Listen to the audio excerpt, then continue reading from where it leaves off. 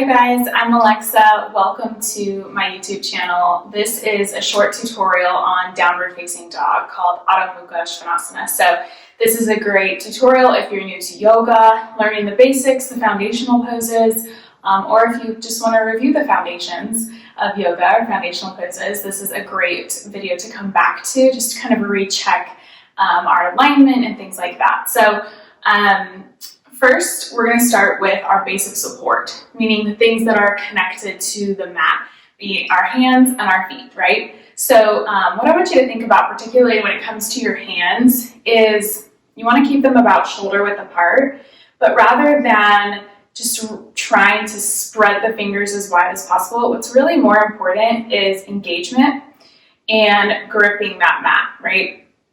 So I like to think about the center of the palms kind of suctioning up through the center of the palms and then rooting down through the fingertips and through the base of each finger.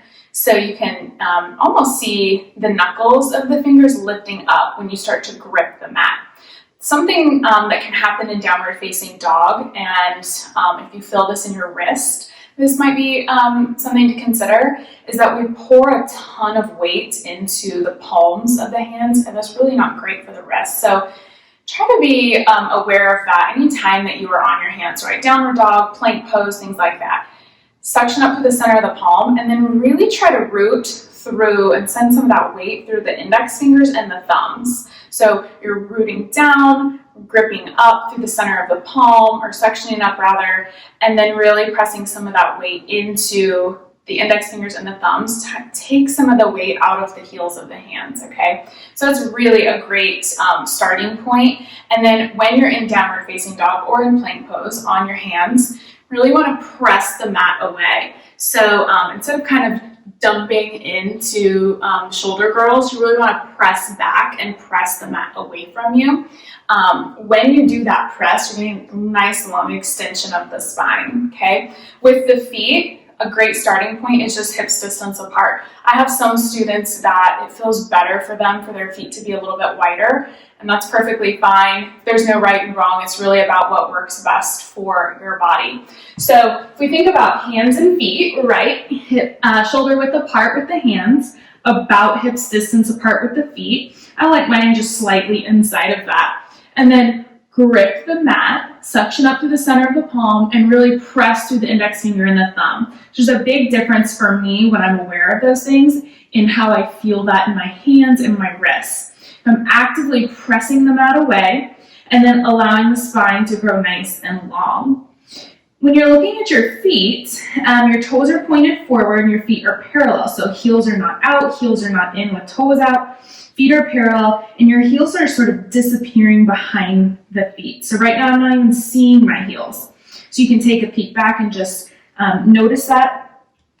So something that you might hear in classes is sometimes an instructor might say for your heels to touch the mat.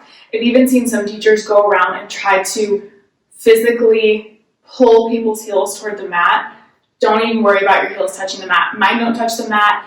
They're never going to touch the mat, right? That's just my anatomy, and that's perfectly fine. Rather, think about your heels moving in that direction, backs of the legs lengthening, okay? So they're just moving in that direction. They don't have to make contact with the mat, so don't worry about that. The other thing, most common thing to remember in down dog, especially when you're first starting yoga, is the backs of the legs might be feeling tight or tense, or you might feel it in your low back when you get into downward facing dog. If either of those two things are happening for you, and this really goes for a lot of poses, not just downward facing dog, but bend your knees, okay? That's gonna take out of the low back and out of that any sensation that you're feeling in the backs of the legs. So if your downward facing dog looks like this, that's perfectly fine. Okay, eventually we start to lengthen the backs of the legs. And I still keep a micro bend in my knees even when I'm in downward facing dog.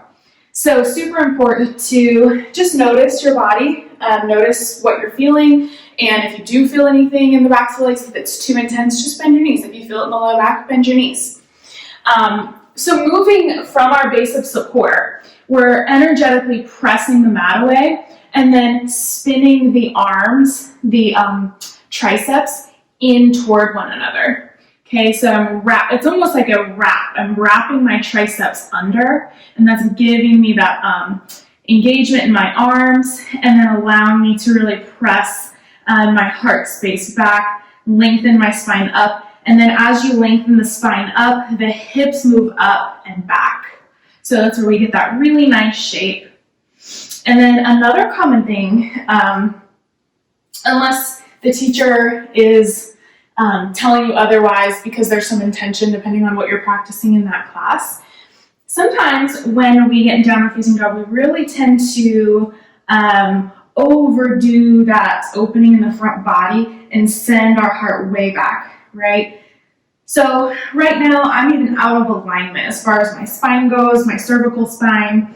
So instead, to keep the center of the core, the upper part of the core engaged, think about knitting your low ribs together and kind of hugging that in, right? We do that in a lot of other poses. So rather than trying to open up the shoulders, move the heart space back, think about knitting those low ribs together. So there's a big difference between this versus this, right? And I'm super engaged here. My low ribs are knitting together, low belly drawing up and in, my core is engaged. And then lastly, you want to keep your neck in line with your spine. So I'm not craning my neck and looking ahead. I'm not looking back and dropping my head down. I'm keeping my neck in line with my spine, okay? And that really sets my gaze, the center of my mat, maybe a little closer to my feet. So there's some really helpful tips for downward facing dog. I hope you found it helpful. If you did, hit like, maybe give me a comment.